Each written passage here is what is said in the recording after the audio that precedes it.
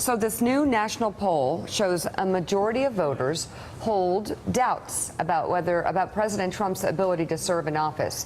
Asked in a Quinnipiac University poll whether Donald Trump is, quote, fit to serve as president, a majority, 56%, say no. 42% say he is. This as his job approval ticked up 1 point from August, now at 36% who approve, 57 disapprove.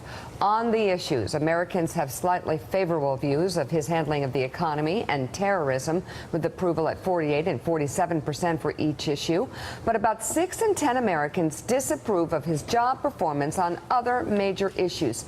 38% approve of him on both foreign policy and immigration, and 34% approve on the environment and health care. But the president is far ahead of Republicans in Congress. Just 15% of voters approve of their job performance in the Quinnipiac University poll. That is down 10 points since June. Stop right there for a second.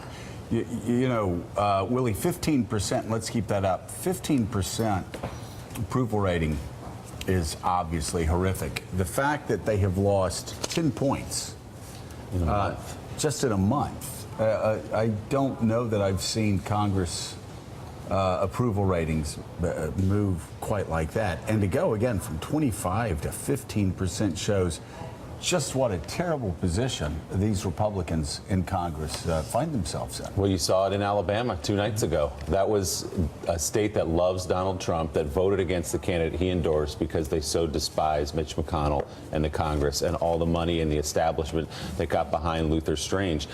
That number, 15%, is around where it's been historically for Congress, but it's going down, and that's the mood of the country right now. That people are feeling like Washington is the source of the problem.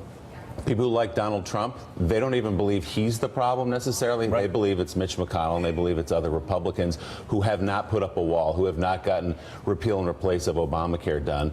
They're not doing anything, and it's reflected in the polls. And Jim Martin, Steve Ratner, talked about how Republicans in Congress have now replaced Barack Obama as the great evil, the great political evil to rail against. So it's always got to be somebody.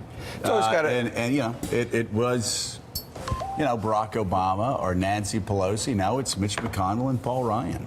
And as Willie said, for good reason, they haven't gotten anything done. The president's been in office for almost a year. They're fighting within the Republican Party. They have been there before. We've seen congressional approval ratings down in the low teens if you go back to the times of the government shutdowns and later in the Obama term when they were also not getting anything done. And so the public seems to have pretty good antenna for when Congress is actually doing something and when they're not. Yeah.